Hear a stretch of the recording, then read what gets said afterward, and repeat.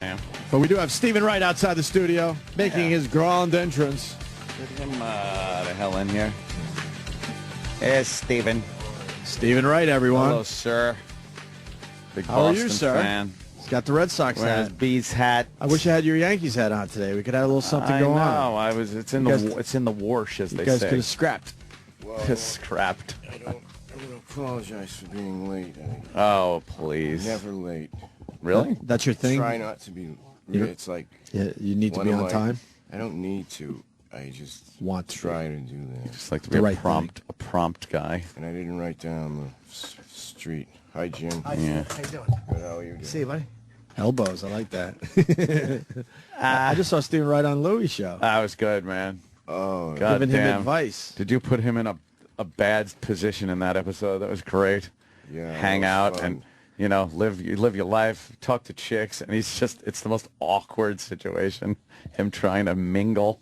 Yeah, walking through the crowd with no one paying attention to him. No one paying attention to him. He's drinking and looking around, trying to be recognized. It was awful and very very awkward to watch. I very feel funny. like these guys have been through that. Well, when you're on stage, you're God. the god. Everyone loves you, and you could look out in the crowd and think, yeah, I can get laid, and then you're just walking through the bar area, and no one gives a fuck what you're doing. It's like I was just on the stage 5 minutes ago. It was brilliant. There really is nothing worse than a comedian trying to interact with people. Yeah. And in general, about anything? At any point in time. Is that what you meant, though? Well, no, like meaning like when it's not like an autographed line where you know you're going to bang somebody if you want to. It's when you're trying to interact just as a real person. It's fucking horrendous. Yeah. Oh, wait a minute, I don't even get that line. Like, You don't get that. The line when you automatically know? Well, you know what it is? I stand outside and I kind of shame them into buying something by standing by the fucking front door. Like that's me naked. I couldn't be needier than standing by that door waiting for them. Yeah, if they line up, chances are one of them will bang. Yeah? Yeah, Oh, chances are. Wow. That's kind of nice to know. You could do that if you wanted to. No, I couldn't do that. Oh, yeah, you'd fucking, please. A lot of chicks that fuck Stephen Wright. Yeah, that's Well, I mean, I I've think you got a had, point. relationships, but I've never, like, been in some line where I said I can just pick these people. That's me. Congratulations. Well, yeah, I don't know if it's... I just say that. I don't know if it's actually accurate or if I just think I'm cool. I know. Who are you, Warren Beatty? Yeah, I really am a phony. I just stand in the line and I point. Ugh. You're right. I'm full of shit. But it was a good episode of Louis, man. Yeah, that was really He's terrific. amazing, man. He is just like... He didn't win any Emmys last night. I don't think Hollywood's quite ready yet, even though they did nominate him. 4 nominations, man. That's fucking great. It's great for comedians doing shows, too. Yep. Because it's like, it makes them take... It's like Seinfeld, Roseanne, like all these things that happen are good for comics because they make them want to give comedians shows. Yeah, yeah. You know? They make them want to put us on TV. Yeah. Like I said yesterday, though, Louis got something that's so different going on there with that show. It's not a sitcom. You don't sit there and watch, you know. All right, it's got the beginning, the middle problem, or the innuendo misunderstanding, and then the quick finish it up and polish it off at the end. You just don't know what the fuck is going on with Louis' show. Sometimes you watch and go, are those the credits rolling? Is he rolling in the credits? What the fuck is... But they're always, you know, compelling. Yeah, there's always a realness to it, no matter how bizarre it gets going. It's like, it's all possible, really. Yeah. You know? And I'm thinking, I wonder, like you guys as comics, do you look at the show different? Do you like look at it like, oh fuck yeah, okay, that I can relate to? I can't believe what his mind is producing. I just can't believe that he's writing the show, editing the show, directing the show, and then doing these giant stand-up shows that he's writing and producing. It's just mind-blowing to me. I mean, there's no one else other than Woody Allen that does that all, and he doesn't edit the thing. I mean, it's Or like stand-up. There's like three. Yeah, there's like three. There's such a few amount of people, and he's like, I admire him. His brain is unbelievable. You're saying he's an overachiever. I hate overachievers. Yeah, we all Damn hate it. the overachiever. Louis is a guy like you look at like it took all these years to get there, and it's like this is what somebody does when they take all those years to get there. They're just a fucking animal. Yep. And it's like he's doing everything to make sure that nobody else fucks it up. It's like I love the fact that he can do that. You relax. What's that? Little downtime, maybe. No, but Jesus. he knows this is the time. He's hit his time right now, and he's smart, Yeah. man. He's fucking doing Taking big advantage gigs. of it. Absolutely, Yeah. man.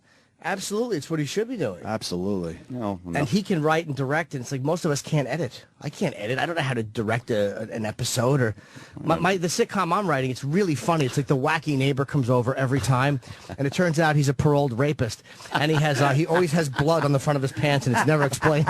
And ABC wants me to write him out. And you refuse to, and that's I where the refuse problem is. to. You have your values. You have your values, and you're sticking to them. Exactly. Yeah. Stephen Wright's in studio, playing the Yes. Calvin Theater, Northampton, Massachusetts, this weekend, I would assume. Oh, that's cool. Tuesday, Wednesday, Thursday, Friday. Friday you're playing that, right, Stephen? Very good. How was your weekend? Dates are at StephenWright.com, by the way. Yeah. Also. How was your weekend? It was all right. I was in Detroit 2 nights ago, Yeah. and the only thing weird was I'm a Red Sox fan, of course. This is very rare for me. I don't know what happened yesterday in the game. I don't know if they won or lost because I came here and I couldn't check into the hotel because it wasn't ready, and I went around. There's no one's playing the Red Sox Tampa game on TV, no one. so I was in this bubble. Does anyone You have a know what smartphone? happened? You still don't know. I have like a wooden phone. Well, I'm sorry to He actually really wants us to know. It was sorry Rays. to inform you. I thought by now you found out. Oh, okay. like- The Rays beat them 8-5. Yeah. Yeah. You guys are in trouble there. You got Steve. like 2 games into the wild card spot there.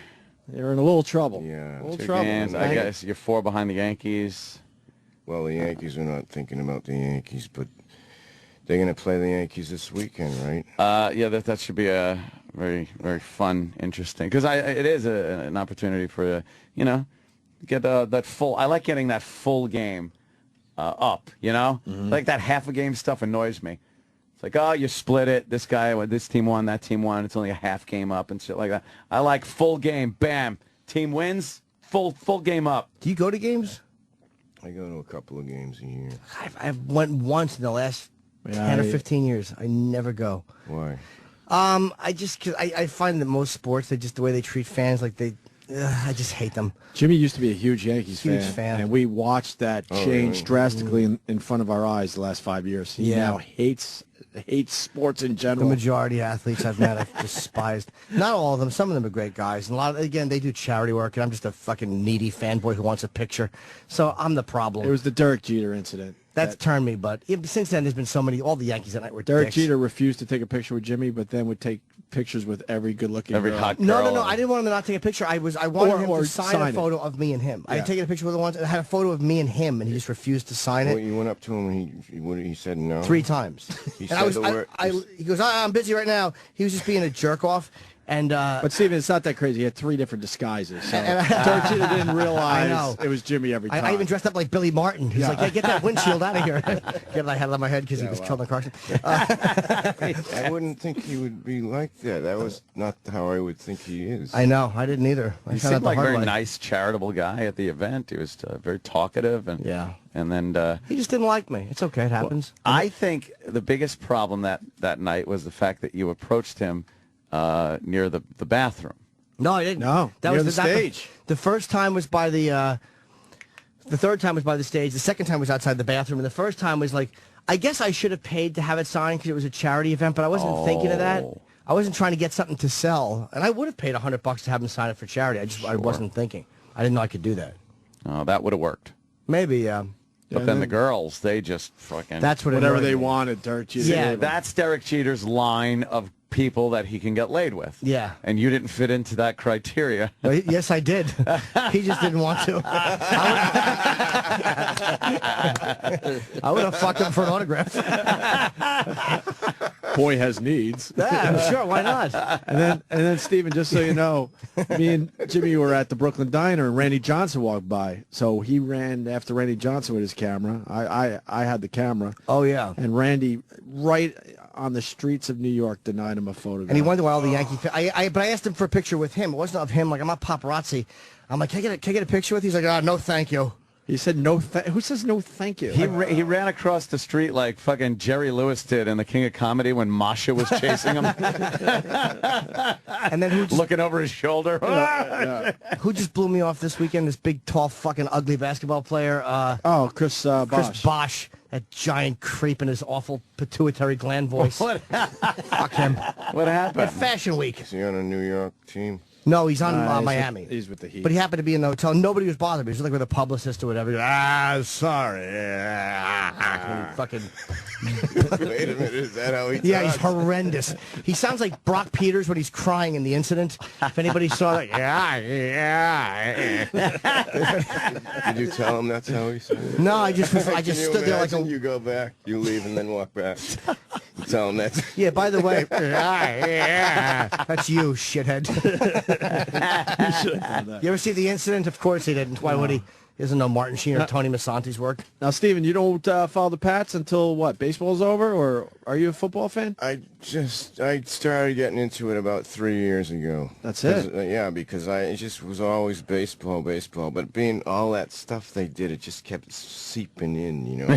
And I started watching it, and so I got all these years. So I watched it yesterday. Yeah, all these years you never watched football. I never watched football, and in the '80s I never watched basketball. So all those great Celtics teams? All those teams. I just knew that they were winning and stuff, but I wouldn't watch the game. It didn't interest me. All these years, I assumed you were just a big Boston sports fan across the board.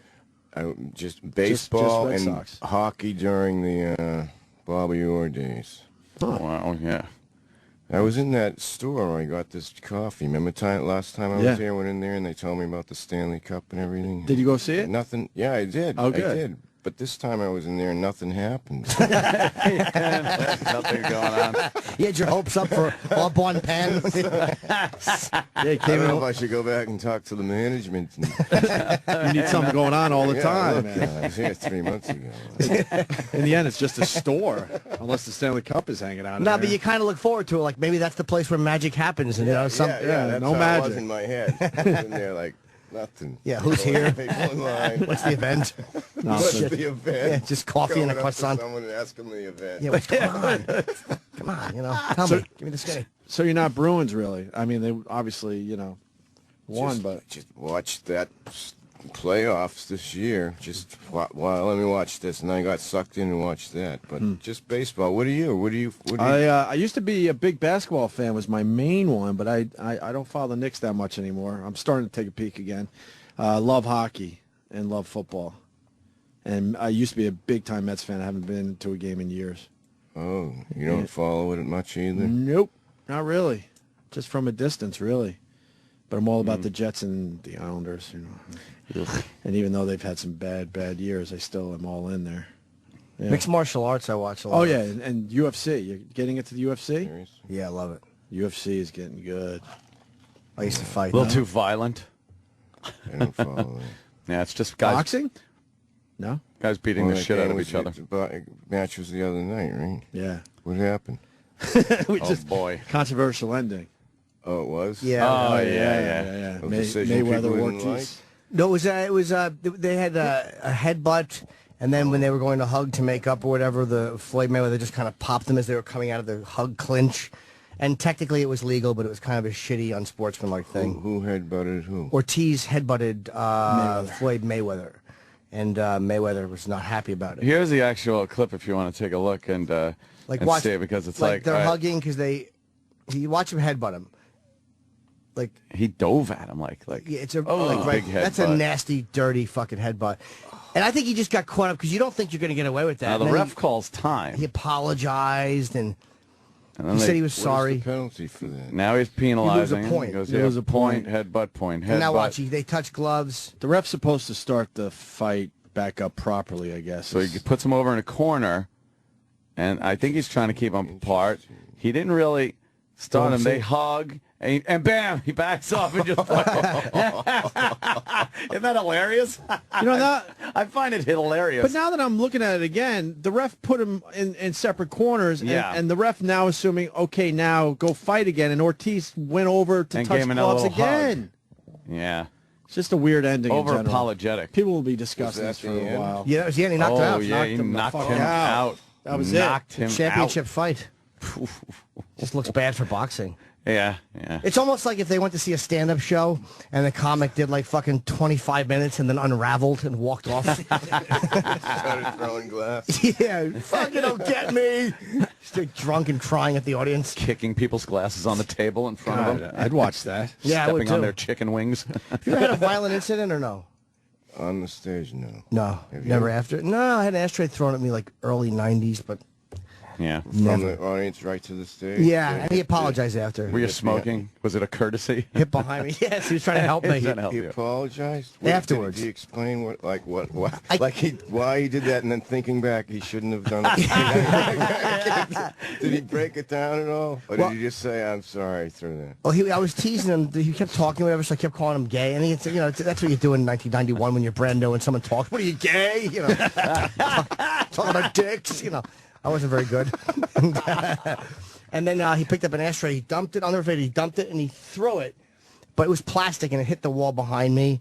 I just kept doing the show. I goofed on him or whatever. And then after he goes, "Oh, sorry about that, man." I was just, Not like one of those big metal old Storks Club ashtrays? Yeah. Where it could have ripped your head off? No. It wasn't like one of those heavy glass ones that you really want to brain somebody with. Yeah. Can you look at a heavy ashtray without wondering what it would feel like hitting someone's skull? I can't. A murder weapon. It really is. When you go in the store and buy it, you look at it, how many people could I kill?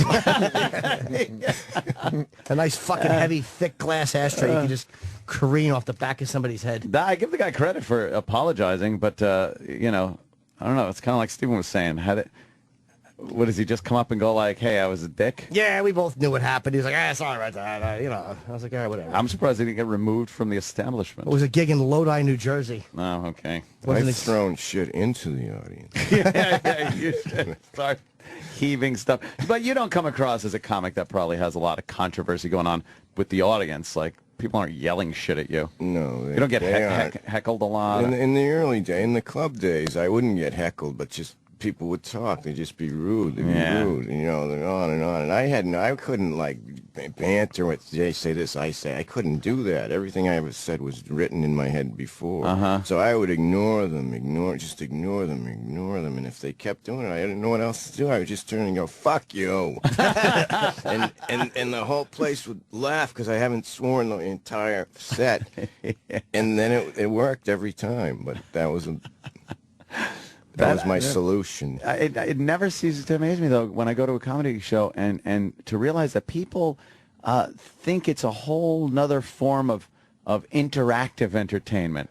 Just sit there, enjoy the show, and then they feel like you're doing something wrong, the comic, when you're telling them, hey, I'm doing a show here. How about you shut up? You don't go to fucking Broadway show and start blurting out, hey, sing that song, fucking Phantom. Yeah, I was going to say, like, one thing about doing the comedy is to have them feel like you're talking exactly to them. You are, but it's like a conversation. I'm talking to you, and some people get it mixed up. Like, well, I can talk back to him. Talk back, and no. it's in like the play thing. That's a perfect analogy. If you're watching a play and someone's going over and putting the glass across the table, put it back. Put the glass back. Fuck you. It never happens. Yeah. Get the bottle.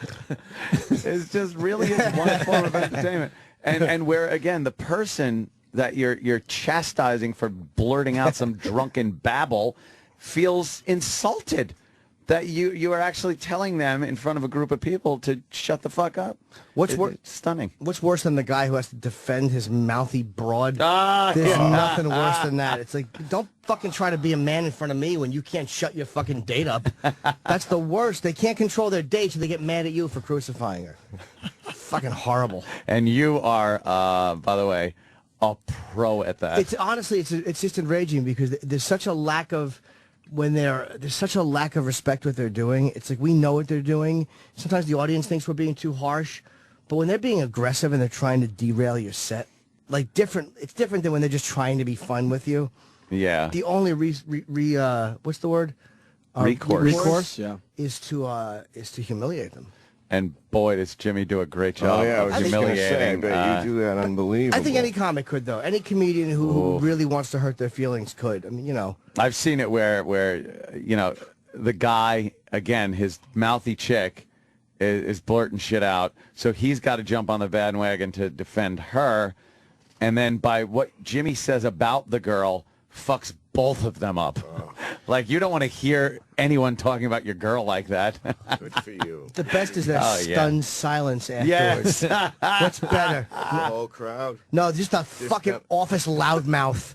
That asshole who's funny around Chubb Insurance. He's fucking hilarious, and he thinks he's going to be funny in front of his date and his friends and impress them like I'm fucking with you. Chubb Insurance. Oh, fuck. And then you bury him, and it's just so satisfying.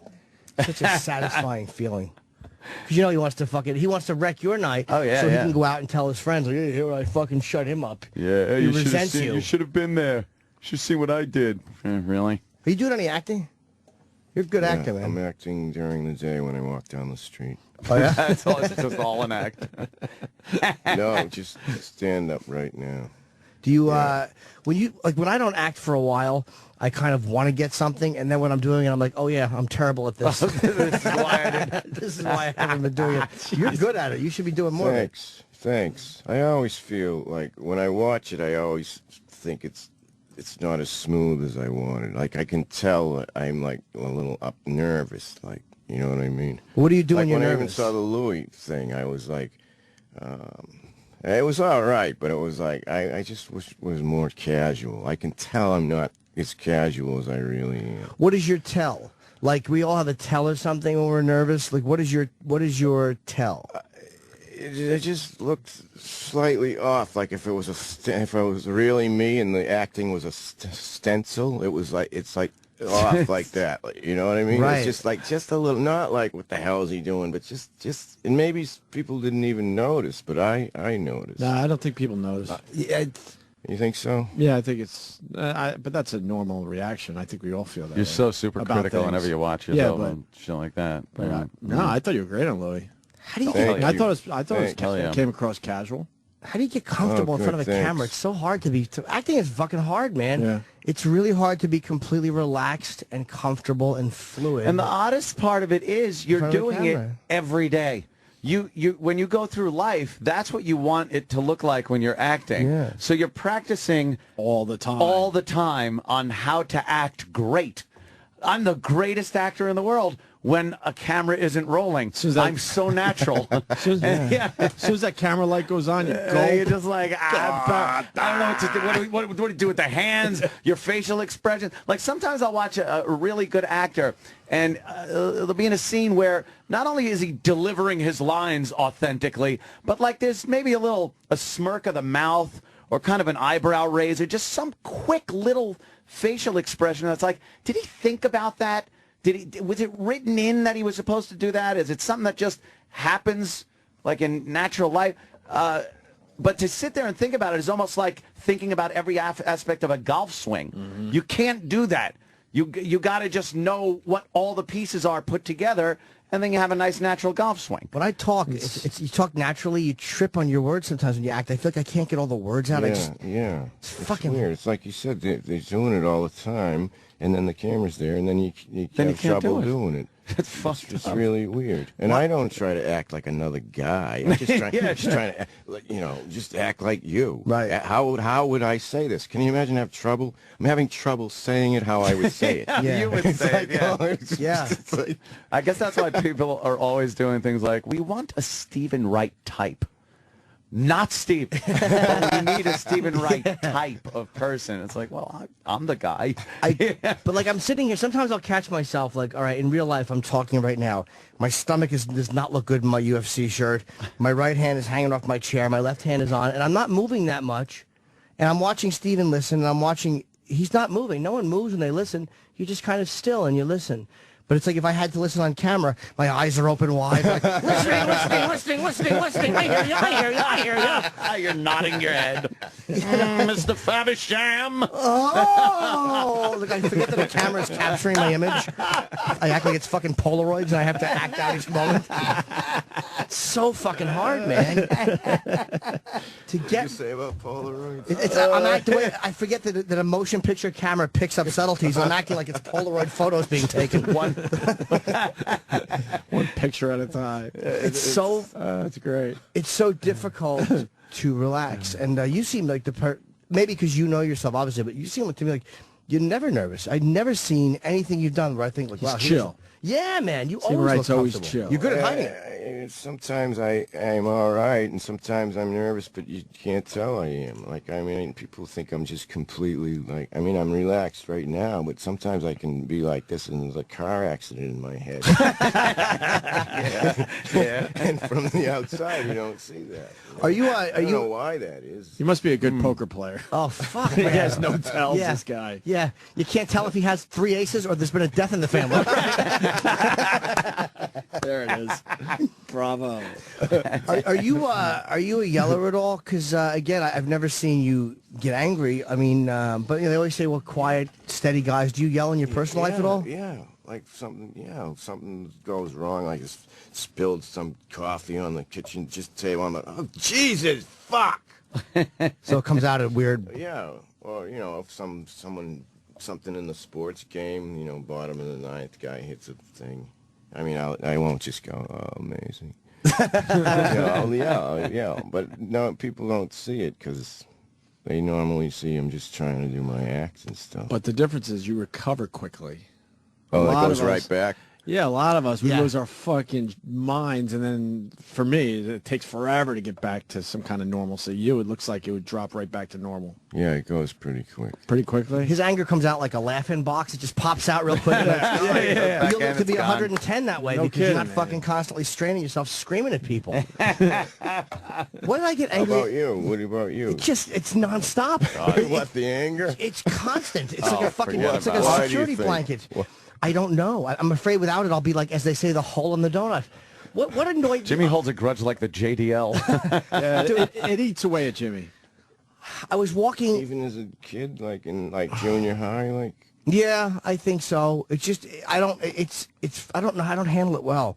I was walking yesterday, right? I'm walking from the Comedy Cellar back to my car, and I see a cab stopped in the middle of the street, and he was letting people out, and there's a green light, and this scumbag didn't pull over to let people pass. Like, you could have just pulled over and let them out. Mm-hmm. But I'm walking by, and the rage is building up, and I'm like, I'm not even driving. What the fuck do I care for? Why am I angry about this? Yeah. But I really am getting viciously angry at that piece of shit. And I know technically I'm right. Like, he probably should be killed in some sort of tribal thing. Should be killed. This is real, Steve. But it's so rude what he's doing. But why do I allow? Kenny told me, he's like, why do you allow it to affect you? And I don't know. I admire that. I wish I wasn't like that. I get pissed when I'm walking and I see somebody doing a fucked up driving thing because I drive around in Manhattan so much that it pisses me off to look and go, I would be so pissed if I was behind that guy right now. Yeah. I'd be so mad. And I look Really? at him like, yeah, you fucking asshole. Even though you're not behind. Even though the I'm guy. just walking. Wow. I am actually a pedestrian that day. And yeah, there That's are people amazing.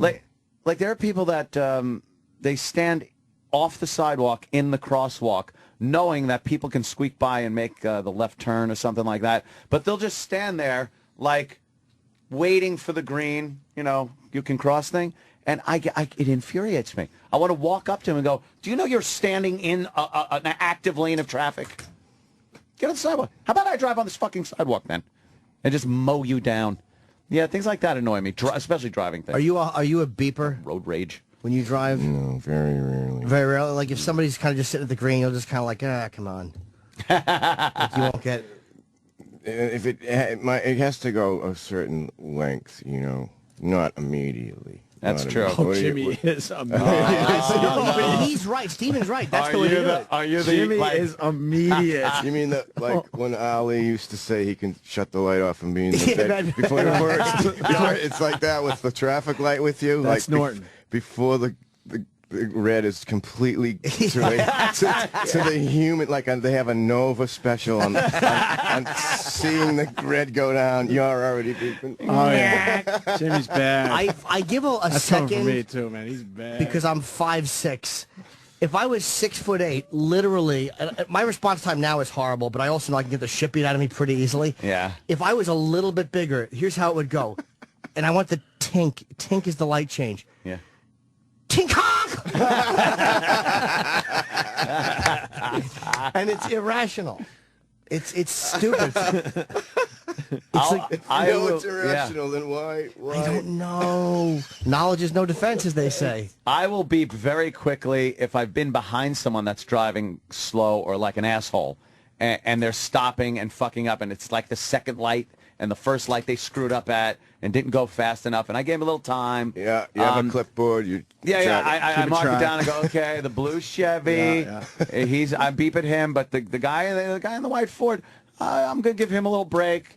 And arrows, no mercy. The second that fucking arrow turns, and I could be 4 or 5 cars back, because I don't want to be the guy that's stuck now waiting for the next arrow because some idiot that's at the lead. If you're at the lead, you got to pay attention, especially at an arrow. You know how valuable an arrow is? I hear you. Jesus. You know what the worst?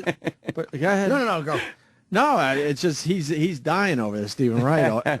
He just doesn't understand this. It's the anger I feel. This is the worst. When someone's going slow, when they're fucked up, and you beep at them, and then you see it, and you see them like they put their hand up, like, what are you beeping at? What's the hurry? We're all in this together. Have you ever been at the first in line at the light and it turns green and someone beeped at you? Has that ever happened? All the time. Really? And you know, whoever I'm with, I'll go, you know what? They're right. No. Absolutely. Do you really? Fuck yeah. Wow. I've been lollygagging in the left lane and gotten honked at, and I move over and I'll tell someone I'm with, boy, I fucking deserve that, didn't I? Yeah. But you still gotta go, fuck your mother. I get annoyed, but I know I'm wrong. Yeah. Really? Yes. I'm so paranoid of being the guy. I never want to be the guy. So I'm constantly looking at lights, making sure if I'm the first one on the light, I'm looking at it like a fucking top fuel dragster at the Christmas tree, just waiting.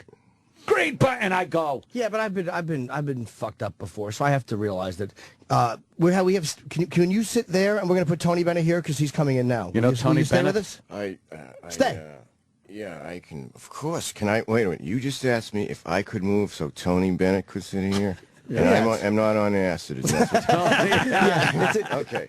Yes. Of course. Yeah, Because he wants you to stay. He's gonna come in and be like, "Yeah, those fucking people at the lights. I hate when it's green." Couple more minutes. Oh, they said Roland is getting him now. Well, that's what he says, and then he texts Yeah, but the me. guy's 85 years old. It's going to take him a little time to get down the hall. when he Nah, leaves. he's pretty spry. I've seen him walking down the street. Yeah, we've seen him We've walk. seen him You're right. run to the other side of the street when we're walking. This guy's avoided us for years, Stephen Wright, and we don't know why.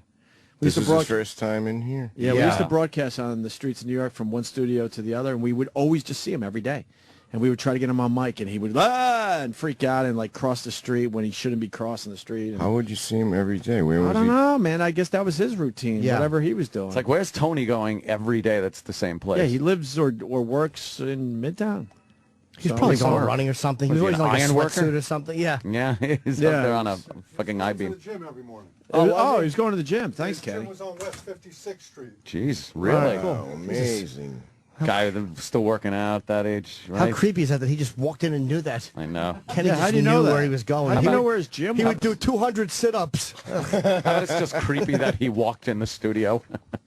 No, he lived in the area, probably around Central Park somewhere. Mm-hmm. And that Radu gym on West 56th Street was his gym. What's that, his dossier Kenny? you have in your hand? Use that one.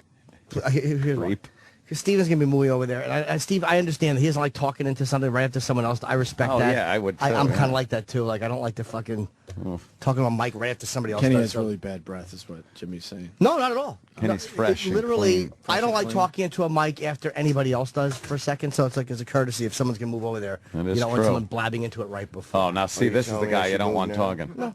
What are we doing They're now? walking now. They're walking now. Okay. All right, so boy. we'll move Stephen. Is Roland walking him up? Let me do this because Roland's probably taking longer to walk than Tony yeah. is.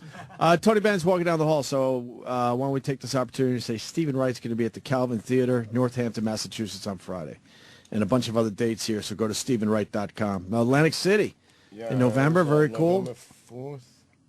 November 4th, and then the Pabst Theater in Milwaukee on October 6th. What do you Stephen do? Wright- Just 90 minutes by yourself? Yeah. Go up and do an hour? Well, I do try to. I say 90 minutes worth of stuff. You know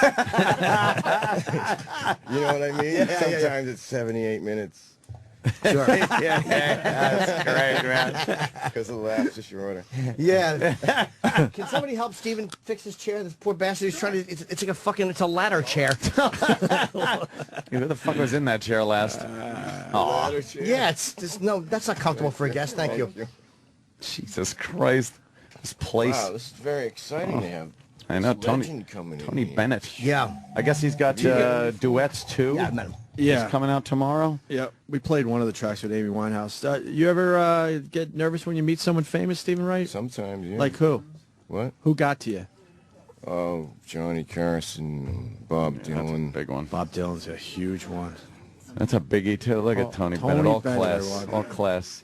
Mr. Bennett. Look at the guy just dressed to the nines. Hi, What Tony. a gentleman. Hey, thanks. Good morning, Mr. Bennett. How are you? See you. Welcome to the show, sir. Pleasure. Tony, Jim. Tony looks great. Yeah, you look great. Thanks so much. Like $1 million bucks. Do you know Stephen Wright, great comedian? Hey, Funny Tony. man. how are Nice you? to meet you. Pleasure Nice to meet you. And that's Anthony and Opie. Opie. Hey, yeah, Tony. Young Sam. Pleasure to meet you, Jimmy sir. Norton, comedian Nice intimate extraordinaire. room here, huh? Also, Yeah. yeah, this is nice. Kind of small. We would have liked a bigger studio at some point in our careers, thinking we've been doing this for now almost, 18 years together. I like that it's intimate.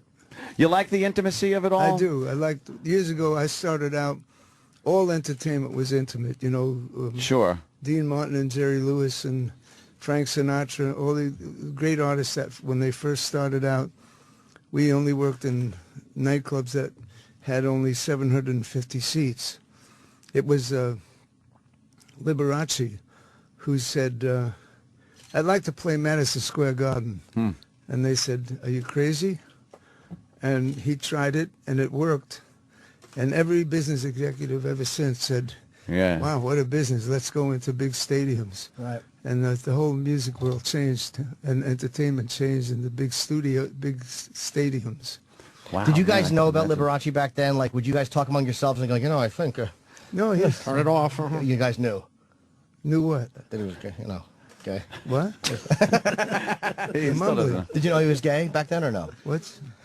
You're mumbling. What are you saying? Did you know Liberace was gay back in those days? Or was Everybody knew he They, was oh, they gay. did know, because the public But he people... was he was a great piano player. A lot of people didn't realize that. yeah. He was like highly Oh, yeah. competent.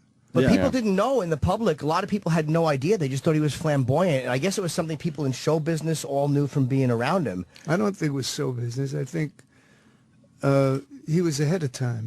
Now it's accepted. Right. Someone is that way. Yeah. In those days, it was like, wow, that's different. Your first hit was 1951. Like, it's amazing to me, that longevity. Like, that was like 10 years before the Beatles, 12 years before the Beatles. Like, you've been famous for a long... Since the 50s. Wow. How much has Vegas changed? Completely. Yeah. It was it was great originally.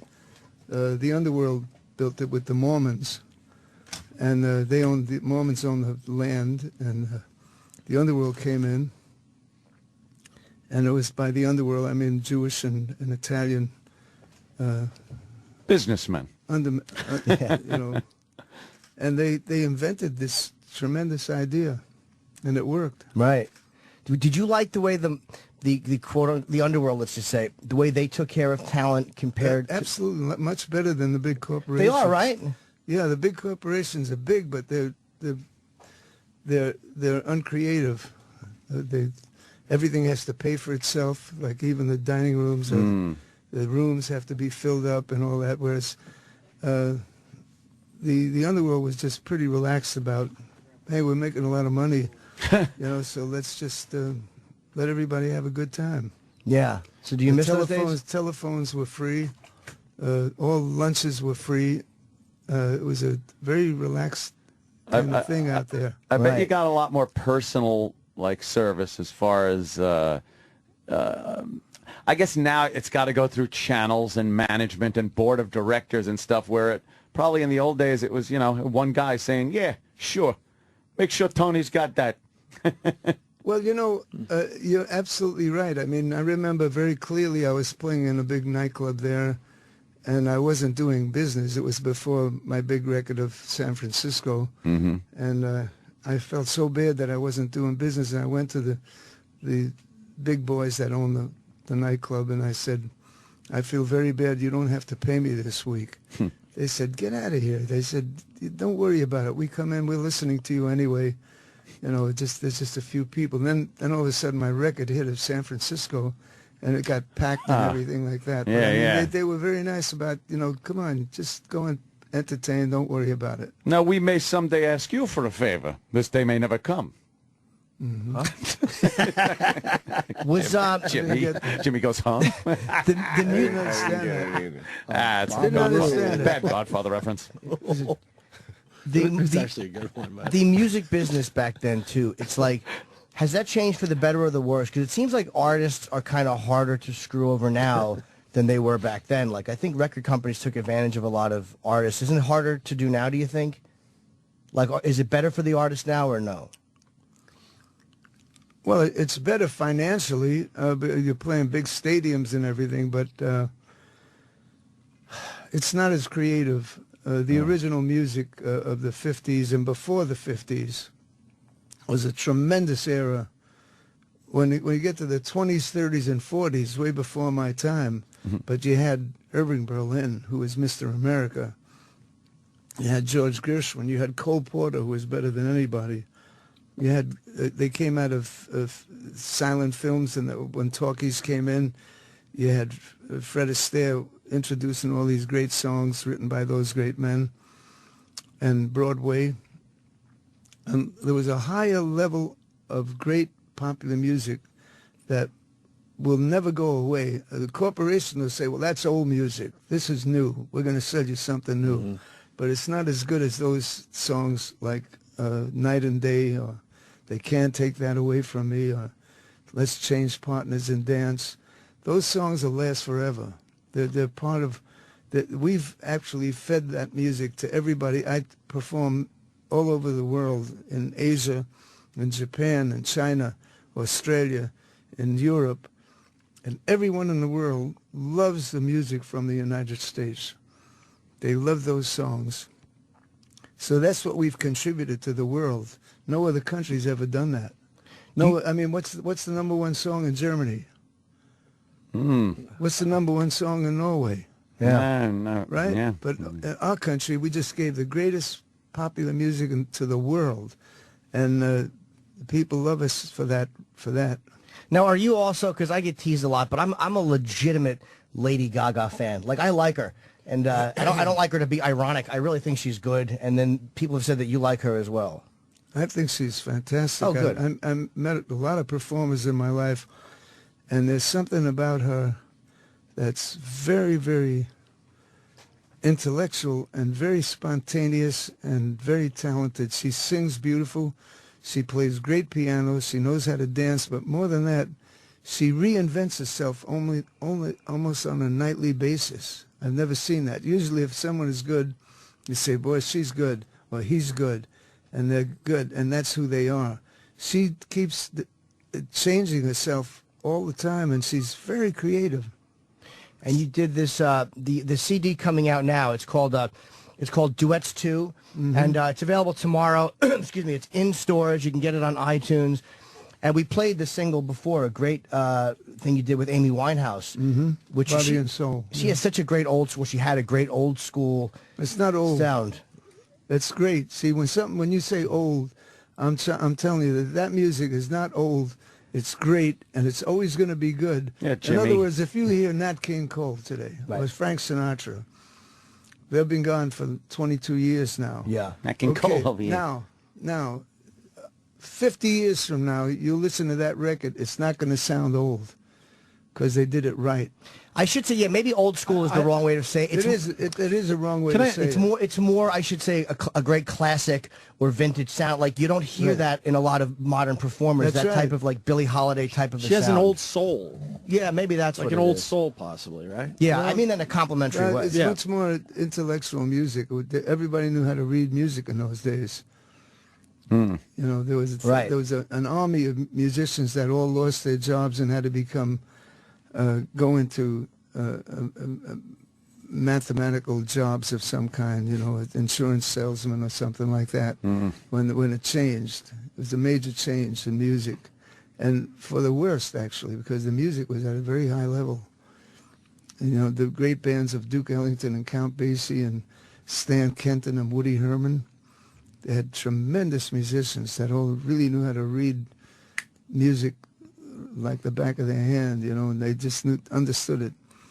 And now it's, I asked Jimmy Durante many years ago, about 47 years ago, I said, what do you think of rock and roll? He said, well, they play 3 chords and 2 of them are wrong.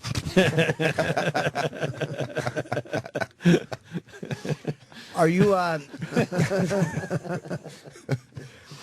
did you reach out to all these artists and say that you wanted to play with them? And the response has got to be, it's got to make you feel good that everybody in the business wants to work with you. Everybody wants to. It's a wonderful honor.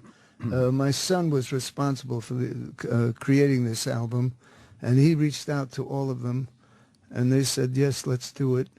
We did the first album, a duets album, and it sold millions of records. And as a result, Sony Columbia just said, come on, you have to do another album like this. And then the second album is very promising. It's not even out yet, and it's already #1 on Amazon, and it's #1 in Spain and the Netherlands and all over Europe. And it's just on pre-orders. Wow. That's without people even hearing the record. So there's something very promising about it. I'm thrilled. You've been performing obviously for many years. You still have such a passion for these songs, singing them. Are there ever nights where you're like, oh, you know, I'm gonna do San Francisco again, or no. Do you have that strong a passion for these songs? Well, you know, I'm surrounded by just 4 great musicians, great jazz artists, and every time we perform, they're so creative that they change it every night. It's never the same show. It might be the same repertoire, but believe me, every night it feels like a different, like we're just starting out for the first time. And they're very creative jazz artists that improvise every show, no matter where we're at. And what do you do to care for your voice? Because you've been blessed over the years that you still have your set of pipes, and you know, other artists over the years have lost the ability to hit some of the notes. And what do you attribute that to? Well, good training, you know. After the Second World War, I came out and joined the American Theater Wing, and because it was the good war, as Studs Terkel in Chicago called it, we were just given the best teachers in New York City. And the American Theater Wing was so good, it became the Actors Studio. Oh, and okay, all those great teachers really taught us well about how to preserve your voice and the repetition of taking care of it. And it works. Because it's obviously worked, because, yeah, you're one of the few artists that just sound amazing so many years later. Oh, yeah. You can't even tell. I know. Thank you very much. How do you stay young, Tony? Well, I don't know about staying young. I just accept my age. I don't regret it. Yeah, but you're still performing on it. I always say life is a gift, you know, and just enjoy every moment. We're all going through it. You work out, and no one's gonna beat it. You know, Right. No matter how you feel now. Once you get old, it's not like the end of the world. You know, you're still alive. But there's things you're doing. You're working out and eating right and all that. Oh yeah, I play tennis. Yeah. 3 times a week I exercise and eat good foods, and I have a wonderful wife who takes care of me. Everything's great. I hate going to the gym. Like, I mean, you might, I know this looks like it was actually built in a gym. I could see that. But even Tony knows I'm in awful shape. Tony's in better shape than you, Jimmy. He totally is. It's really hard to motivate yourself to go out and be healthy. It's like you've reached such a level of success. To motivate yourself to stay healthy and to keep producing, I think is even more impressive because you're already there. Thank you. Like, you can't get any more famous than you are, and you still continue to put out music. Produce. Well, you're only as good as your next show. Yeah. Not the last one. It's the next one. Are you still doing a lot of live shows every year? Do you still love going out and doing gigs? That's what I do. Yeah, you do. You stay and on the I road. like it, too. But I don't like working big stadiums. I like working nice, intimate, like my idea of a great place is Carnegie Hall. You know, you have beautiful nice seats. little small place like Carnegie. For the people. It's Tiny little place, it's small, right? but it's 2,700 seats. Right, I'm sorry. right. No, I I hate to that's- be trampled by it just 2,700. it just goes to show how huge Tony Bennett is. Yeah. When like people Carnegie would Hall's an die intimate to play space. Carnegie Hall, and it's like, yeah, a little room, Carnegie Hall. That's, Hey, we unfortunately got to wrap up with Okay. Mr. Bennett, but we Tony's do want to very promote busy. duets too. You got That's everyone: very nice. Thank Katie you. Lang, Michael Bublé, Carrie Underwood, Willie Nelson, John Mayer, Nora Jones, of course, Amy Winehouse. Lady Gaga is on the album. Absolutely. Yeah, because we don't have her track here, unfortunately. Sheryl Crow, Faith Hill, the list goes on and on. Mariah Carey. It's a tremendous list of people. And the Amy Winehouse, I think the proceeds from that are going to like the Amy Winehouse Foundation, which is That's really exactly right. And she was So- getting her shit together when you guys got together, right? She looked pretty healthy, everyone is saying. She was healthy the day that we recorded, yes. Yeah. Mm-hmm. It's just a shame. nice downer note there, is, Opie. Well, Thanks. I mean, yeah, I'm sorry. It's I have one more question, and it's not even that. Did you really perform at the opening of the Triborough Bridge? Yep. It is with true. Mayor LaGuardia. I was a very little baby. I was a little, LaGuardia, yeah, a little 5 kid. or 6 or 7 years old. And we marched along, singing along together. Everybody in Queens, it was the first time that we walked over the Triborough Bridge into Manhattan. Oh, wow, man. And you were there, and now, how much does it cost? And I was just going to say, when you opened that bridge, did you ever think it would cost $300 to drive across it? Yeah, they said it was going to be free. Oh, they, Yeah, well, see what happened? they do. certainly did. Well, you're That's changed. a legend, and was very happy. In my own mind. Other people, too, I think. Tony, thanks so much for great. coming Okay, in, man. thank you You've very been much. fantastic. Thank you so much. Tony Have a Bennett. good Great Tony. That Bennett. Duets 2 fantastic. is out. And Stephen Wright will stay. Right? Stephen Wright will stay. We'll continue to Yes, stay. please. The virus. This is the Opie and Anthony Show.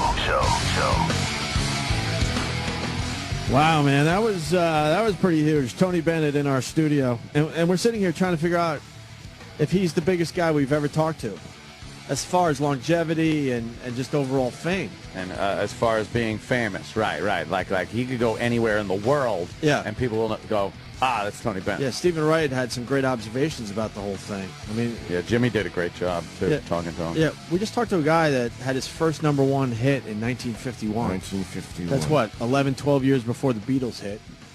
And I totally fucking bombed in front of Tony Bennett. That's pretty cool. Yeah, I mean, in all fairness, it's a great line that kills every time, but Tony wasn't having any of it. He was not having any of my Godfather jokes. I don't think he wants to really acknowledge the mafia in He that didn't way. say the mafia. He said the underworld. The underworld. The Out there in underworld. Vegas. He saw some shit, that Tony Bennett. And even Jimmy was like, when the underworld Yeah. was... You think Tony has seen some shit in Vegas back in the day? Yeah, like, they dug a few holes. He knows. He knows where the bodies are buried. Yeah, I mean, but he's a nice guy. They probably, as an I got some entertainer... lime. Won't be the first. Whole lot dug won't be the last. You think he's the biggest guy we ever talked to? Tony Well, he Bennett? was in the Flintstones, for Christ's sake, wasn't it? Didn't they parody him in the Flintstones? Stony Bennett. I believe it was Was it? Stony Was Bennett. it? Yeah. Stony Bennett. Stephen Wright said, okay, Yeah. 1951, he started basically as far as the #1 hit. #1 hit. And now he's still working with Lady Gaga, the hottest thing in music today. It's incredible. It's unbelievable. Time is always going, and then things happen upon the line of time. But Tony Bennett was like, he is the time. He's in the the line. whole thing. All these Yeah. things. It's incredible. It really is incredible. Well, and then he has uh, a Jimmy Durante story Yeah, yeah. about yeah. the Beatles. Who has And those? rock and Yeah, roll. who has? That's Jimmy Durante stories. And then Like the Lady first-person Gaga quote. story. And Yeah. then all the way And up the to Lady same guy. Gaga. Yeah, Same guy. Same guy. He was there when they were before the Triborough Bridge was there. How old was he for that? 10. He was 10 years 10 old. years old when that old. shitty Triborough opened. Why don't you sabotage it? Yeah, Hunk of shit bridge. What don't you like too about the expensive. trip? They just raised They tolls raised again. the tolls Yeah, again they for raised New the York. Fucking tolls. thieves. They went for $12 to go through the Lincoln Tunnel. They went for $1.50 if you have Easy Pass and $4 more if you don't. That's just fucking insane. Who's in charge of this? By the way, Sam did a Who's good keeping job. tabs on these guys? I'm sorry, Alp, I forgot to mention Yeah. because Sam did a good job on the prep sheet. Tony's been outspoken about how fond he is of Lady Gaga. Oh, really? Oh, how Dumbbell foul. put a U in Spelling error fond. there. It's a typo. It's always a typo. Were there any secret things in there that he wasn't sure of? So he put, as far as the internet says, But then you asked Tony her about- Bennett You asked her about Lady Gaga, though, so it was useful, Yeah, nonetheless. the best part of the interview was Jimmy basically trying to talk about Liberace's That was really funny. gayness. Did anyone know he was, You know, gay? But I thought he would get that. I wasn't. I would say gay. But I thought I was They just were being like, playful. gay, get He's it, like- gay. You're mumbling. I thought he was joking with me, and like it wasn't that Liberace being gay is a shock, but back show business, people didn't talk about that type of stuff publicly. Yeah. So to me, it's interesting. Like, did you guys all knew, Yeah, and it was just yeah, never yeah. spoken about. Oh, I'm sure privately they were all making, candelabra jokes. Yeah, but Yeah, sure. he just wouldn't go for it.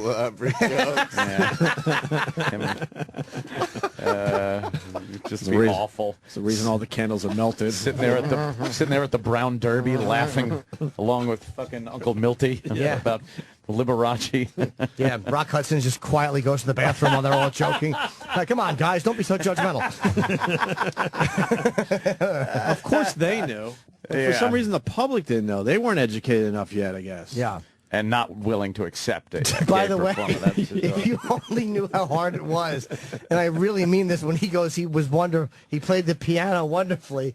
I've never wanted to say, but he sucked on the organ so badly in my life. Is that one in your head? Yeah, because that's an old joke. He was great on the piano, but he sucked on the organ. my And I God, literally yeah. knew he wasn't going for that, Oh my but God. I thought of it. I'm like, you just can't. We can't No, blow up every, I didn't wanna blow- every interview. That was a good decision. Yeah, but he sucked on the organ. Good decision. Great joke. Dude, that would have been one for the fucking... But he would have just he would have been like, what? Ages He if would he have just did looked it, at me. though.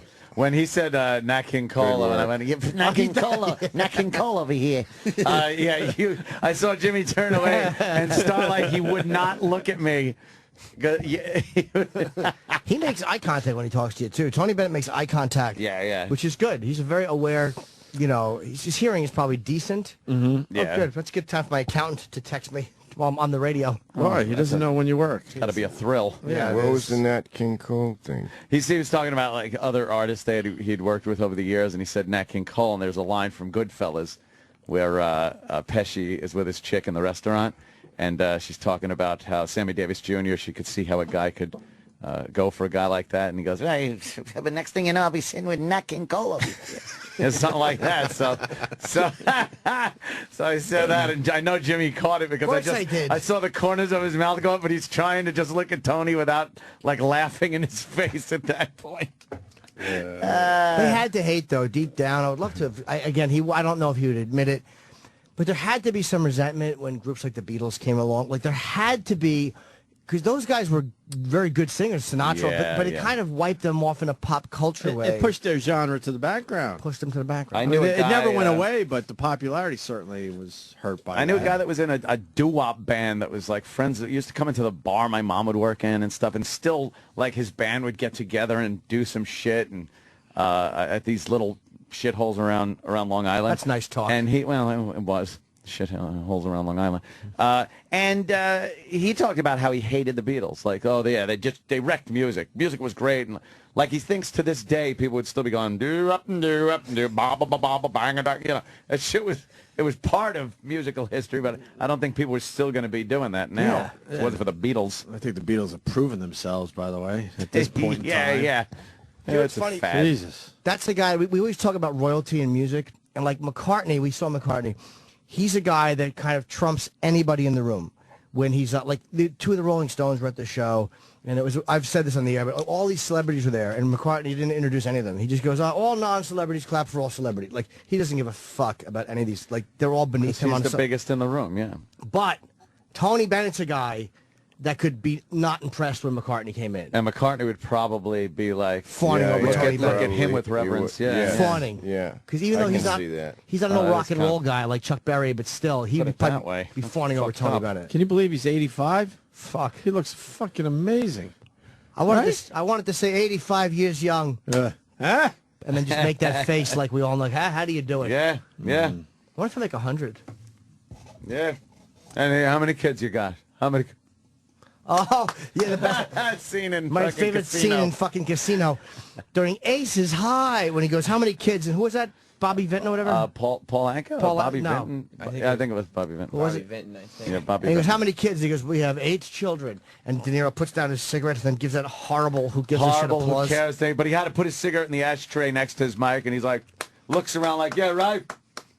fucking brilliant movie. Fuck, The I should- subtleties in That's all one of those- Scorsese's movies. Those movies, Amazing. His movies and Coppola's movies, like when I'm flicking through the TV, looking at you, and you come onto one of these things, it's like, oh, well, let me just watch this for 5 minutes. And it's 2 hours, 2 hours. And it's like, there's only like 5 of those movies. Yes. The Godfathers, Apocalypse Now, Casino, Goodfellas. Yep. It's just like, you can't... It's There unbelievable. are It's a few movies, unexplainably yeah. why. It's unbelievable. Why am I compelled to not Yes. turn this off now? I know every line of dialogue, every scene that's coming I know up. in Goodfellas, I like when the guy beats the shit out of the kid across the street with the... Oh, with yeah. I love that scene so much that I know that it's 45 minutes into the movie. So when I'm flicking through the TV, I'll see when the movie started, and I'll go maybe watch what I'm really watching, and then I'll come back just to... Yeah. Karen, go in the house. Yeah. Lay your hands on her again, you fucking dead!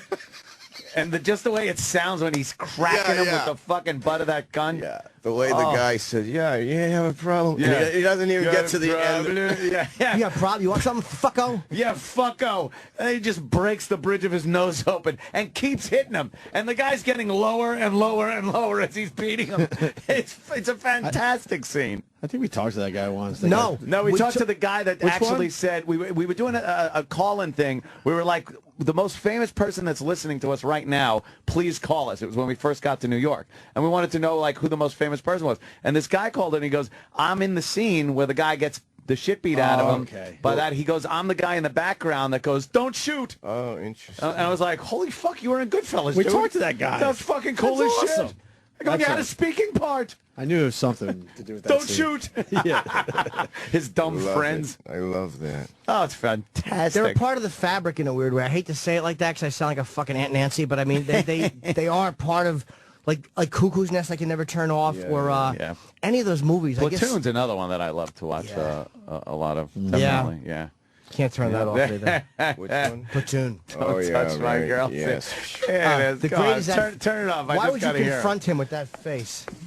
Oh my God, Look he's at it, got look it. at Oh it. my It's God. Fucko, you Turn want it, some? Tim.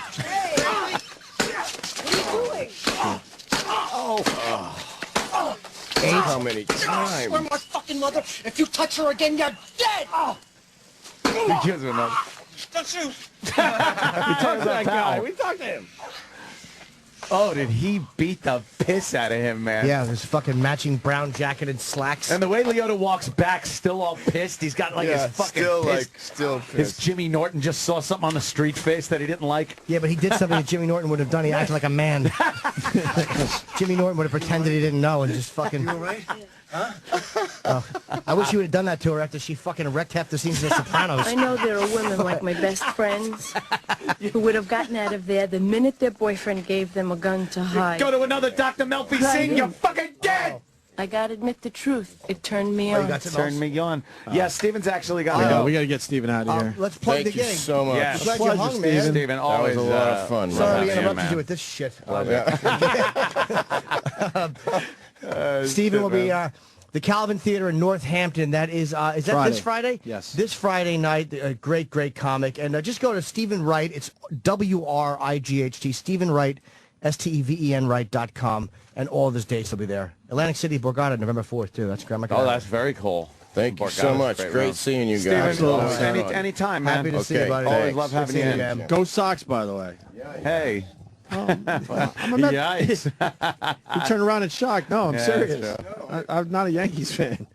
See you, buddy. If anything, am, but- Mets, but whatever. I love All Steven Wright. Yeah, he's cool. He's fun to hang, man. I actually, I hope the Sox at least snag the wild card spot. Why?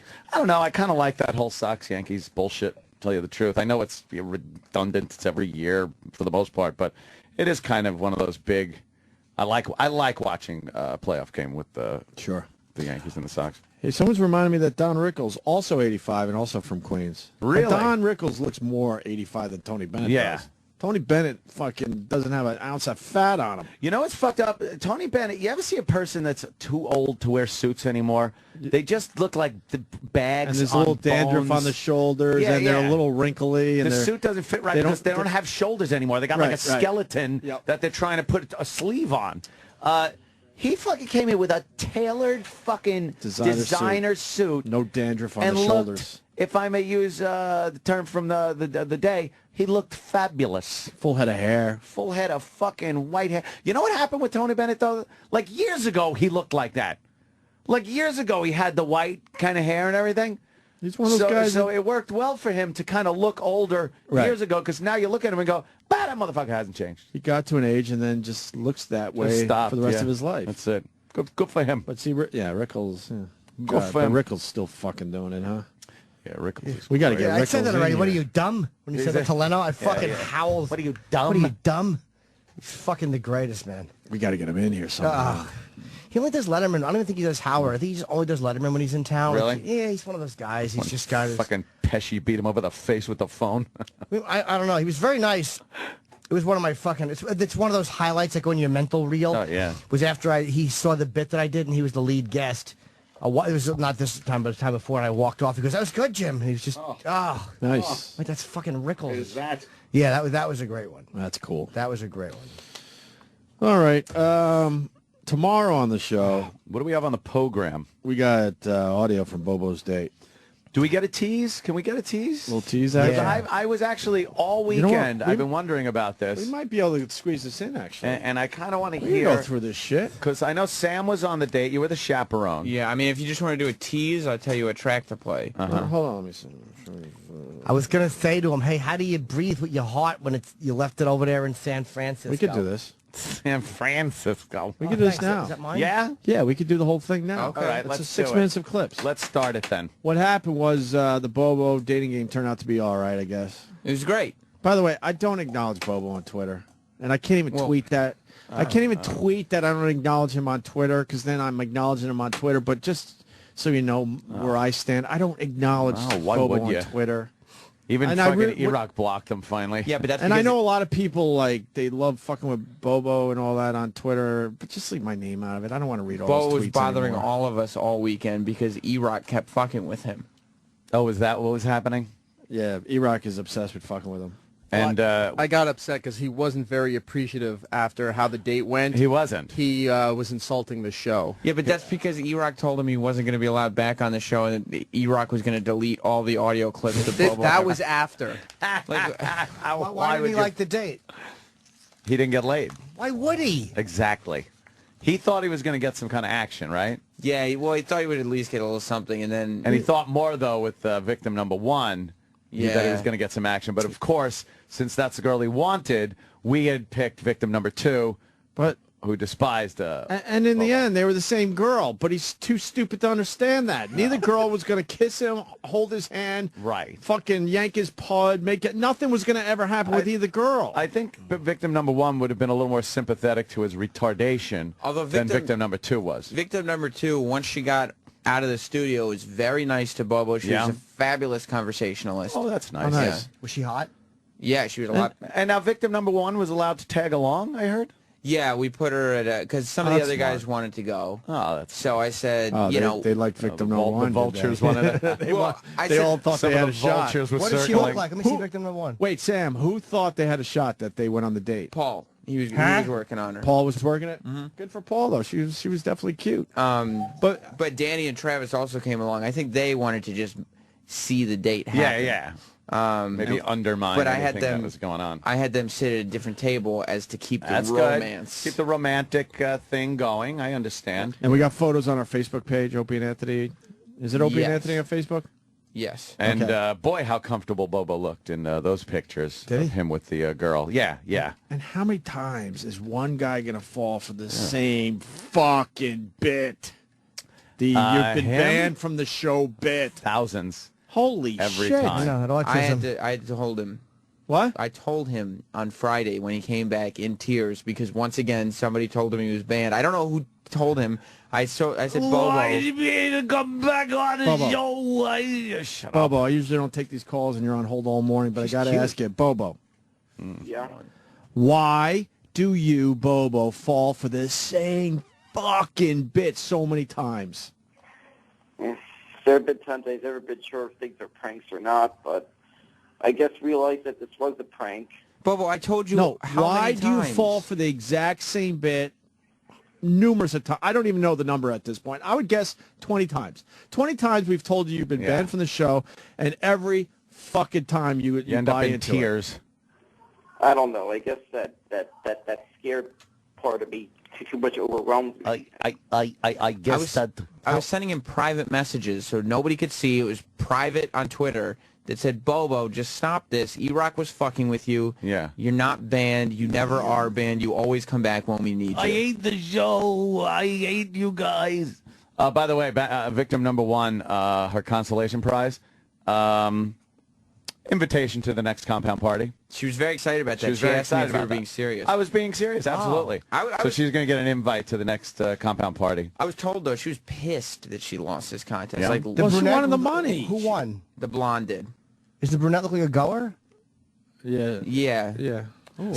By the way, the next compound party will be the big Halloween bash. Oh, those are the best. If you remember last year, yes, we are having a compound Halloween party. Sure. Look in your email for your evites. They'll be going out soon. But I won't look. I don't want to be disappointed anymore. Oh, Opie, you're always on every invitation list. I won't be looking anymore. You are on every invitation list. Again. No, I swear. See, I told you they fucking hate each other. Shut up! Of course, we'll need. I won't accept her email, but I will. So you can forward off pass it an along. evite to a girl, because it's always good to have a lovely girl wandering around for to talk and maybe entertain some of the guys. I learned that from one of those old 50s how to throw a party things where you need some girls. Dude, can we please do that at your Halloween party? Oh, absolutely. Can I say wait, like I might have an invite. I don't know. If You of course are invited, Yemi. Wait, October 30th. all these ghost No, invites. it's gonna be the Saturday before Halloween, because Halloween is on a Monday, I think. Oh. And you can't do a Sunday because I don't like doing the fucking next day work thing. Because then you're having a party, and by 8:30 at night, everyone's like, "Hey, I gotta go." It's a bunch of bull turkey. Exactly. Right. So, it's going to be the Saturday before Halloween. So mark that down on your calendars. Big compound Halloween party. Cancel special delivery. Yeah, please. Hey, I mean, literally, full-time, just it's cancel time. it. Yes. More please. importantly, could we get through the date audio so we can move on from this I bit? forgot we're in a rush. So Bobo went on this date that with a girl that that doesn't care about him. Yes. No, I mean, I don't think anybody had entered Bobo, the you do contest. realize neither girl cared about you, right? Yeah, I realized it, right? Eventually, I just realized that this was just a goof. I think That's eventually we should try to find like someone that would actually go out on a real date with you. But see, we got to take the money out because these girls were just looking for the money. But once we take the money out, then the girls go out too. There's no girls I'm left. thinking, Well, that's but you never true. know though. There might be another like fucked up Bobo type person out there. Yeah, they just wanted the money, right, Bobo? Yeah, I knew. They just wanted the money. Dude, I see waterheads that are with each other. That's true. There's someone for everyone. Come on. I'm thinking we could get a real like female Bobo type for Bobo. The other sister, I think, was a true story. Two fucking complete morons. And but before you know it, they're fucking. We just got to find a female to marching idiot. band music. That fucking dolt. Yeah. Giovanni Ribisi tard. Ugh. Yeah, the bid is. We don't even want to call it a bit, but this is officially on. We're looking for a female Bobo type that really does want to go out with Bobo. We got to for find real. a moron that wants to date Bobo. Yeah. No money, no shit, nothing. If you're a girl and Stupid as you're hell. fucking dumb. Yeah. Dumb as fuck. And please give us a call. And your genitals are as beat up as Bobo's. Right. Yeah. Yeah, maybe you had a clitoral fucking circumcision with a spade shovel. Yeah. If your pussy looks like you did time in the Sudan. Yes. One swath with a post hole digger, and you're in. See, that person wouldn't even be listening right now. No, of course they But we wouldn't might be. find one. Yes. We're going to try to find you a real date, Bobo. Well, I took some advice from a friend of mine and had. Well, you're still talking on the phone, so obviously it wasn't good advice. Get it? Well, Shoot yourself. I am on the. I was close to the subway, but then I had to get off the next stop. So Yeah. Gives a shit. Oh my That's God, great. it's endless. You know what I hear is a great thing to visit? The third rail when you're on the subway. You know, it'd be good if you had an ability to differentiate between information, which is mildly interesting, and information that has no redeeming human value whatsoever. Ah, God. I would like you once to understand that there is a difference in the interest we have in hearing information. Yeah. And I didn't get blown on the date is interesting. I was going to get off the subway, but didn't. Is horrible. And nobody cares. Not an iota of interest. None. I don't know who you would tell that info to usually. I'd be embarrassed if A I regular thought person, that. I don't even know who you would make suffer with that info. It's terrible. It would be in your head, but you choose not to share it with anybody. Why? Now we're babbling too much. We might not be able to play the audio sound. No. But this is a great tease then. I knew it was going to be a tease. Bobo, did you enjoy the date? All right, give me a tease clip. Yeah, let's have a tease clip. Shut your Shut mouth. up. No, what was he gonna? Let's see. What were you gonna say, Bobo? Yeah, sorry, you're right. What were you gonna say? Jimmy's right. I was going to say I enjoyed the date, and maybe I could take from what I learned from this date, and maybe, hopefully, I could maybe pick up girls based on what I learned from this date. How not to. Wow. Wait a minute. That was okay. That was actually worth good. listening to. All right, hold on. What did you learn from the date, Bobo? Good question. Well, I learned for sure not to keep the person interested. Maybe try to make the person laugh. Maybe try not to bump into the person when I'm trying to get to the whatever chair I'm sitting at the table. Wait, what happened, Sam? Well, Sam was on the game. What happened? Bobo heard us laughing while they were walking because Troy also came and he was videoing some stuff. But we were laughing, and Bobo picked up on the fact that, like, when he walked, he was consistently walking in front of her. They'd get to an escalator where it was just room for one person, and instead of being chivalrous, he actually stepped in front of her to make sure he went first. We get to Dave and Buster's, and he sat down at the table before she even got to the table, let alone pulled out her chair. Oh, he could have been romantic. He heard me just guffaw laughing when he sat down at the table, and he realized what I was laughing at.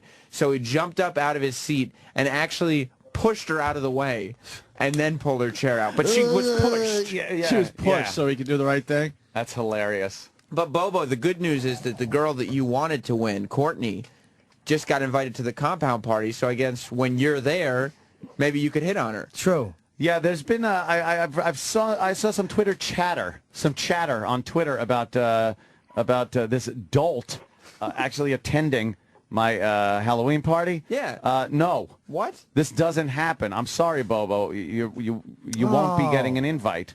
Oh.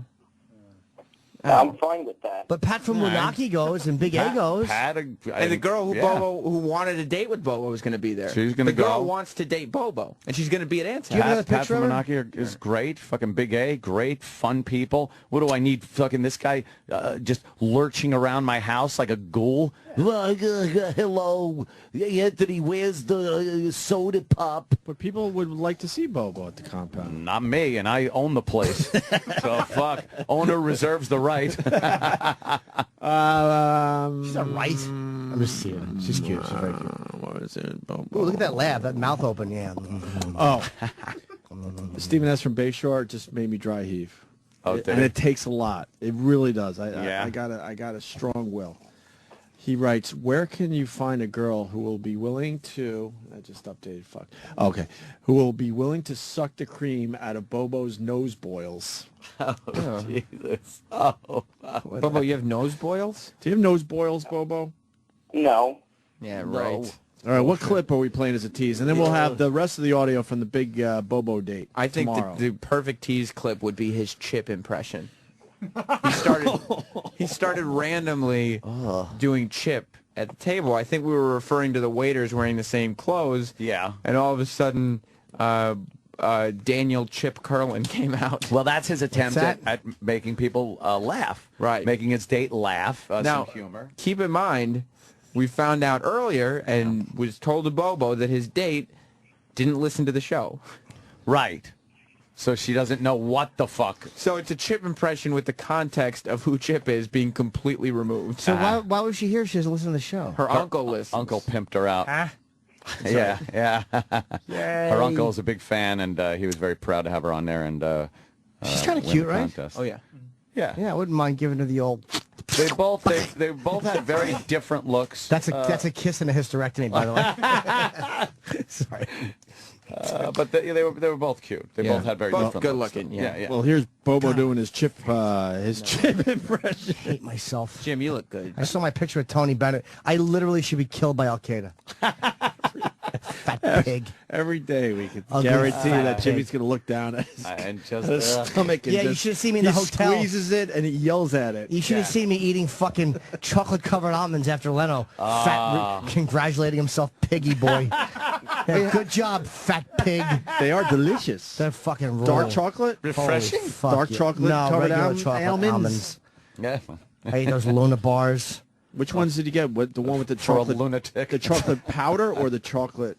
They're just chocolate around the fucking delicious those almond. Delish. I just kept eating them. Yeah, but you spend enough time on the elliptical that you could do that sometimes. I just looked at my Tony Bennett picture. Fat blubber neck. Really? Yeah, blubber neck fucking McGillicuddy. I noticed you had a big smile. Yeah, I know. I should have had a big fucking fist crashing into my mouth last night when I was eating pretzels and fucking smokehouse almonds last night at 1 in the morning. Wonder why I can't sleep on a salt rush. But pretzels aren't pretzels aren't that bad. Carbs are terrible. They're not that fat bad. pig before bed. Have some more comfort food, tits. Your nickname's just tits now. Oh, fucking shit. Fuck Jimmy, you rule. God damn, man. I want to know about Uncle Paul tomorrow. Sure, what do you want to know? Well, Opie found out Uncle Paul likes to drink sometimes and gets revealing. Oh, yeah. I want to save it for like that tomorrow. days. I want to save it for tomorrow, though. I'm hearing things about Uncle Paul. He's a big drinker, and, and he's not as vague Well, when he's a lightweight. when he's drunk. He drinks a lot, but he's a lightweight. Yeah. Yeah, he You can't handle remember. this shit. I used to babysit you. I'd poke my you-know-what through the crib and you'd grab it. He was a little blue-eyed Gregorio.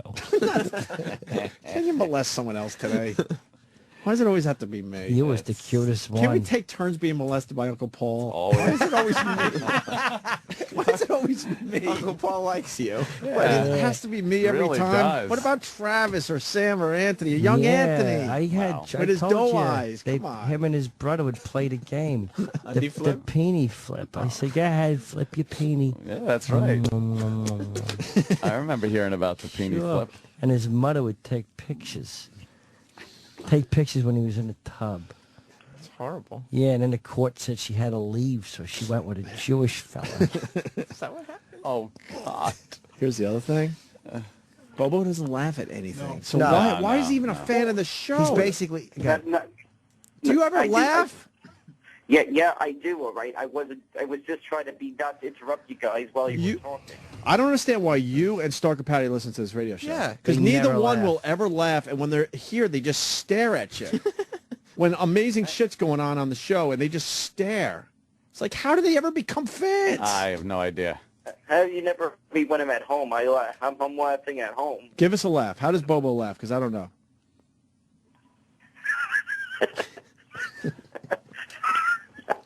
God. Sounds like a Primatine Mist commercial. Yeah, exactly. Quick, blow out the candle. Now we can't play the teaser clip now. So. Why Now not? he's just laughing. All He won't right, stop enough. laughing now. Stop laughing. That's funny. You Fucking hyena idiot. Play a little tease. All right, Yeah, here's one little tease. Bobo doing his chip impression to impress his date that has doesn't know anything about the No show. Yes. Everybody's like wearing the same thing. It's like we're all just gonna wear the same thing or something. Can't identify. Makes it hard to find a missing person. Like you say to describe the person. It's like saying no. They all like wear this. It's like wearing like a shiny shoe. The officers like saying no. They're like everybody. We're all wearing those shiny suits and stuff. What? What? What are you talking about? Oh no, that was a Chip. What? Chip? Never mind. That's a character Jim Norton does. It's oh, what a bomb. and it always works when you have to explain it after. Oh, what a bomb-a-rooney. I do laugh, all right. Just confusion on her face. Like, Oh, and he just kept going and going with it. He wouldn't shut up and Yeah, stop. stupid delivery. Bobo, why would That you? was very stupid. Why would you do a show reference for someone that has never heard the show? This is basic shit. Yeah. No, well, I thought it was fun. It didn't quite work out so well. something you don't know about Bobo is he likes to talk about the show when he's out on dates. Is it just constant, like, talking about Yeah. the show? Jimmy just looked at his gut again. I did. I lifted. I'm fucking so filled with physical self. I was on the Stairmaster yesterday and the elliptical. But good for you. You had a lot of treating to do because you've been very successful lately. So you All had I've been doing is eating had- treats. you had to treat yourself. You were on Leno twice, Yeah. G4. All, You're a so good boy. You treat yourself there's when a you're lot a of good treats boy. that you have to do now. You got very indulgent. I'm so fucking. How many treats did you give yourself? I ate a lot of sushi because my two favorite Did you sushi go to, places. Mizawa twice. There's another place you like out there now? Yes. Not as good as Mizawa. It's where I see a lot of. It's where I saw DiCaprio once. Didn't get. I never got a picture there. I saw Venus. Fucking. What was it? No, Serena Williams was there. We were there. Was it down the hill? No. To the left? No. Is it close? It's not close to Hollywood Hills? Sunset Boulevard? No. It's not far, but it's not there. Down Hollywood Way. Wait, what else did I have? I had a bunch of treats. I didn't have any desserts. Is your window updating? Always. It's fucking. I want to shut the fucking thing off. All right, listen, we're out of time. Don't power off! Don't unplug your machine installing one of 2 updates. People want to know why you're eating pretzels at 1 a.m., but you keep late hours. 1 a.m. is not that late for Jim Norton. Yeah, I was. Jim Norton. I was writing down some material, and I was having some pretzel treats.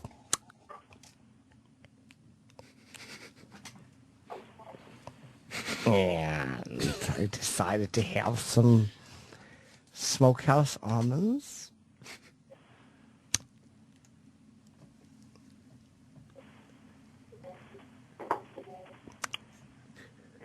And I had some water. So you just choose not to sleep because the water's going to keep you up. The water? I had to You pee. pee a lot. Yeah. All right. Bobo. Yeah. Bobo, thank you, sir. Yeah, Bobo. All right, and Anthony, I got a message for you. I'll try to earn my way to the compound someday. No, there's no earning your way. There's no message for me. There's no earning your way. Don't fucking include me in any tweets. I don't want to see you gotta Twitter him, my though, 'cause you fucking don't Twitter him. name He's on there mad. or He's hurt. nothing. Just don't, okay? He's hurt that you don't include him, Bobo. That's the bottom line. You sent tweets to Opie and to E-Rock, never to Anthony. Why Iraq is really angry. Why are you angry Why at are a guy you that has angry, half a Iraq? brain? I don't understand the people that are mad at the guy that has half a brain. I don't get it. Rock's yelling in a mirror. Why are you so angry at Bobo? Because he just assumes that if you mention anything, he has to be a part of it, and why aren't you giving that to him? He only has an No, 80% don't. brain. This isn't bullshit retard cover over this stuff. This is just him being an asshole. Ooh. He just assumes he gets everything that this show has. Eric's upset because sometimes Bobo says, "Don't you know who I am?" That too. Oh, really? To people Yeah, sometimes Bobo in the has a little, hallway, ego. downstairs. Didn't he Saturday or something? People coming up to him. I think somebody said. I was reading. Somebody said at a bar or something that Bobo was hanging out at. A bunch of people were coming up to him like he was a celebrity. So he's famous. So he's got an ego. Of Bobo, course. are you famous? Maybe moderately, naturally. Moderately. He used to go to comedy shows and hand out headshots that he printed out himself. Eric's jealous that he doesn't get recognized like Bobo gets Ah, recognized. That Bobo you know? is a celebrity because of all the things he's done, and that E-Rock is just not that Do recognized. you think the two dunderheads are competing? I love Dunderhead. It One of my is favorite ones. It's a gem. I love Dunderheads. Yeah. I want to create a character. That guy Chris, who got mad, yelled "dumb dumb lunkhead," also had a character he would do called Machine Gun Chickie. What did Machine Gun Chickie do? I don't know, but it was terrible. I used to. Hard name. I was young. I thought it was funny. I would always say Machine Gun Chick Ass because I hated Machine Gun Chickie. You were retarded.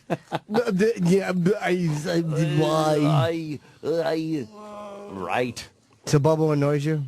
Well, just now he's like, well, I'll earn my way to an invite to the compound. When right. Anthony flat out said, "You're not coming to this." I thing. don't need him. I know it would just be so fucking doesn't understand 'cause he's uncomfortable. And retarded. He's been to That's the not an compound. excuse.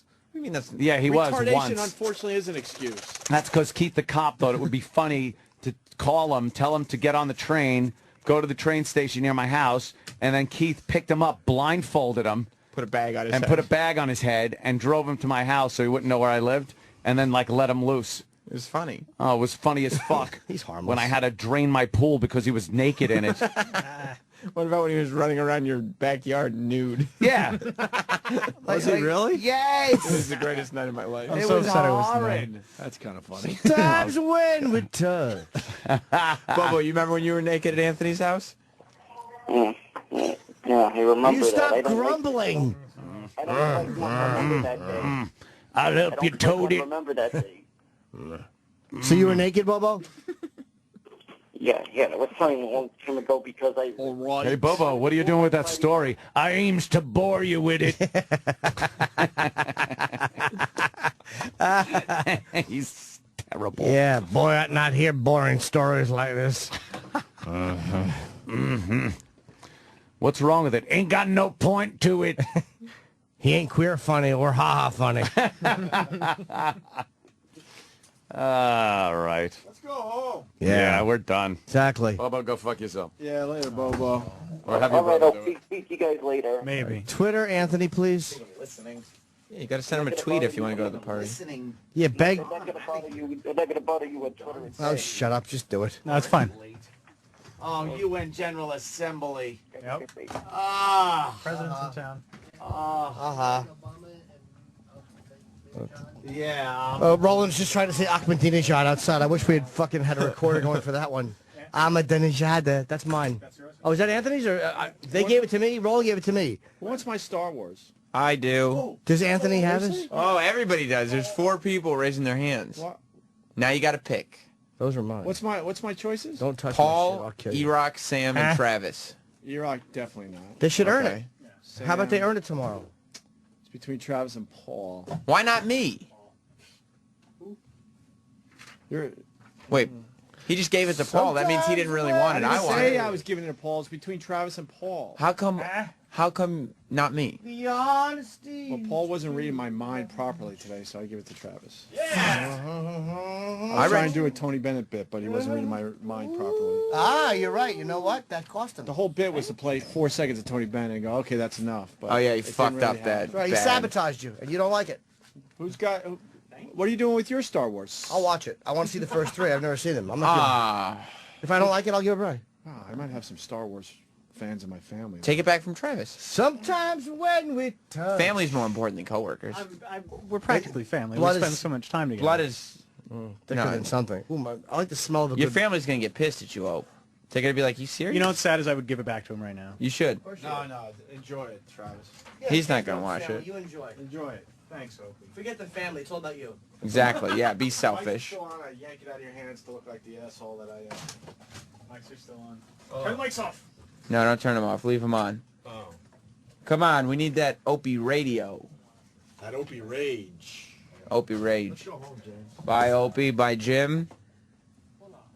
I guess what we'll do now is see. Sometimes they haven't done this in a while, but sometimes they just end the show. But they don't end the show; they just leave. I mean, it's not the after show yet. So, what's that? E-Rock, you're gonna leave? Yeah, I'm just gonna go to the bathroom. Bye, Sam. You have to go take a piss. I mean, wait, don't. Well, you're gonna leave me in the studio alone like it's a bit? I'll just take the show over. This doesn't matter. Or what I'll do is, because I'm smarter than you, is I'll turn the mics off and make you look like an asshole for not being on your position. Stupid. All right. I'm sorry for saying such hurtful words. Paul, you lost. Yes, I did. I'll talk to you about that on the after show coming up next. The Opie and Anthony Show. Follow the Opie and Anthony Show online. Twitter.com/Opie Radio. Twitter.com/Anthony Cumia. And Twitter.com/Jim Norton. Did we mention that the show is also on Facebook? Just go to Facebook.com/Opie and Anthony and keep up with all of the latest guests, contests, and show info.